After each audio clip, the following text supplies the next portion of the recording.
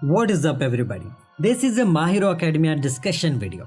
I know My Hero Academia का season 5 part 2 आ गया है और मैं बात करना चाहता हूँ इसकी एक थ्योरी के ऊपर जो कि सीज़न 1 से कनेक्टेड है, सीज़न 1 के फर्स्ट एपिसोड से कनेक्टेड है।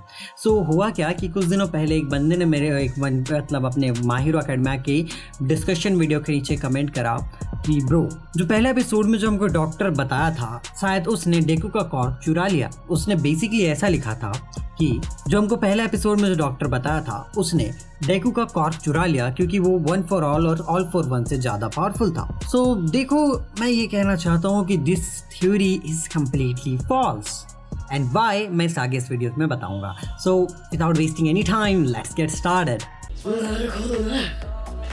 さっきまでとは別の状況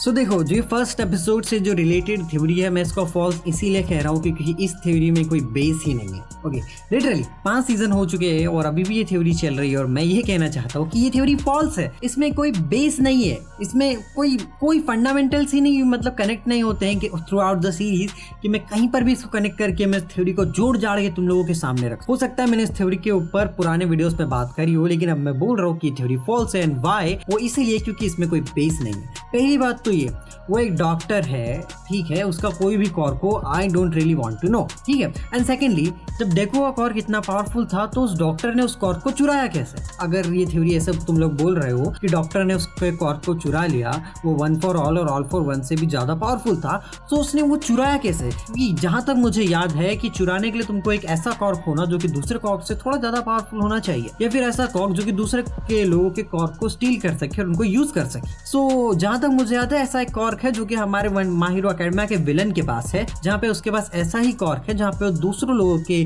कॉर्क को चुरा लेता है और उनको यूज करता है या फिर मैं कौन से छीन लेता है और यूज करता है। और अगर ये थ्योरी ट्रू भी है तो इतना समय हो गया, 5 सीजन हो गए, लोग मांगा पढ़ रहे हैं, तो क्या कोई इसके बारे में बात नहीं करना चाहता? क्या किसी के पास मतलब कोई ये एक बेसलेस थ्योरी है? मैं ये कहना चाहता हूँ इस थ्योरी में कोई बेस ही नहीं है और ना ही किसी भी एपिसोड से थ्रू आउट द सीरीज, ना ही किसी मांगा से, ना ही किसी फैन आर्ट से कनेक्ट होती है। और देखो मैं ऐसा बिल्कुल नहीं कह रहा हूँ कि 1 फॉर ऑल और फॉर वन से ज्यादा powerful cork my hero academia की सीरीज में अवेलेबल नहीं है। मे भी हो सकते हैं जिसके बारे में मुझे नहीं पता हो या फिर अभी भी मांगा में हो जो अभी तक एनिमे में रिलीज ना हुआ हो या फिर अभी भी नॉवेल्स में पार्ट में हो।